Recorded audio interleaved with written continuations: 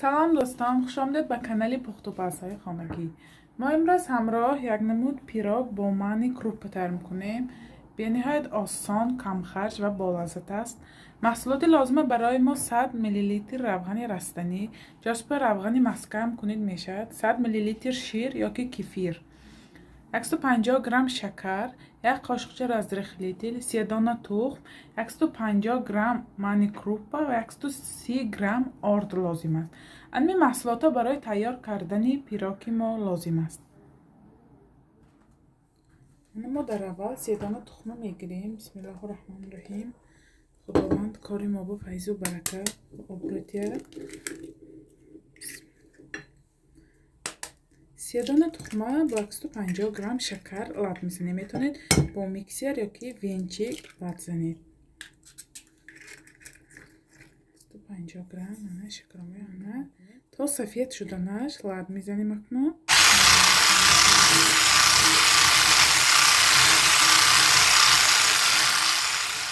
باید محصولات ما همین طور سفید شود. هر چقدر سفید شود همانقدر بهتر، برای آنکه تخم و شکری ما سبک میشد، پیامش خوشرو میبیاد. ما 100 میلی لیتر روغن رستنی همراه میکنیم. برای چی روغن همراه میکنیم؟ پیراک ما ملایمی خوشخور میکند، سخت شویده نمیماند. 100 میلی لیتر شیر برای سیریز کردنی پیراک ما. همیشه یه بار دیگر خوشرو لط میزنیم.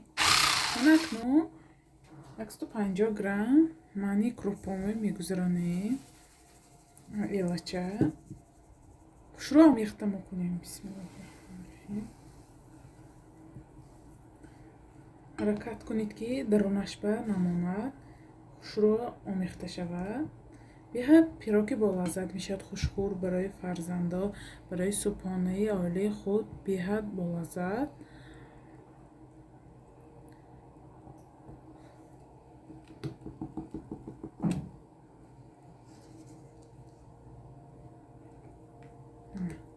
شروع منو آب شود و اکنون منو آرد را همراه میکنیم. حتما رزرخ لیتل آرد با همراه میکنیم. من همه ویدیو منده تاکید میکنم برای اینکه پیامش خوشرو میبیاد.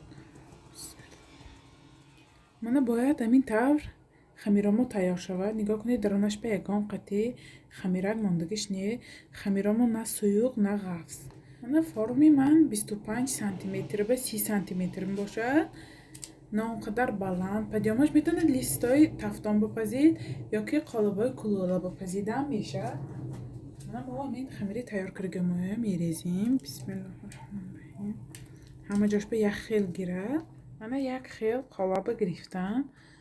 با مدت 30-35 دقیقه و 180 درجه به تفتان میگذاریم. ما بینید میتونید اول تگی تفتان درگیرانید، بعد از 15 دقیقه بعد بالاشه، برای آنکه اتک خوشرو پیام کرد. من پیراکی ما هم تیار شد. من نگاه کنید چقدر خوشرو پخت پیامش. ما من چپکره پشتش ببینیم پشتش چقدر تیار شده است. من پشتی پیراکی ما من پشتش هم یک خیل آمده. من قوازشو میگیریم. نگاه چقدر خوشرو پخت است. من پیامش هم ناز ملایمی خوشرو آمده است. ما کوی نمیتونید آراتید یا که سخنی پودر پاشید. من با شکلات یعنی گلازور آرامتیم. من پیراکی ما خنک شد. ما گلازور تیار کردم. شکلات آب کرم روغنی بالی گاز با من خوشرو میریزیم همه جاش به. همه جاشه یک خیل گلازور میکنیم. من همه جاشه شکلات کردم. من گلازوری سفیدکی آرامتیم. خیلی با فانتزی خودتان آراتید میشه.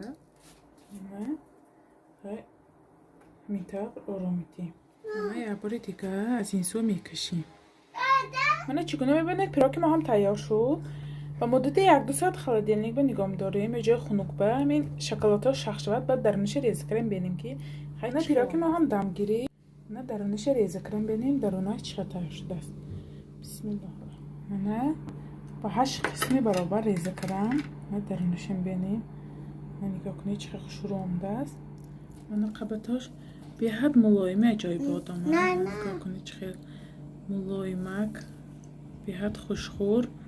شما هم حتما برای نزدیکان خود تیار کنید. کانال ما دستگیری کنید، پادپیساتچی کنید. انشالله باز با دستگیری شما ویدیوهای بهتر و بهتر میشه. ویدیوهای آینده در پناه خدا باشید.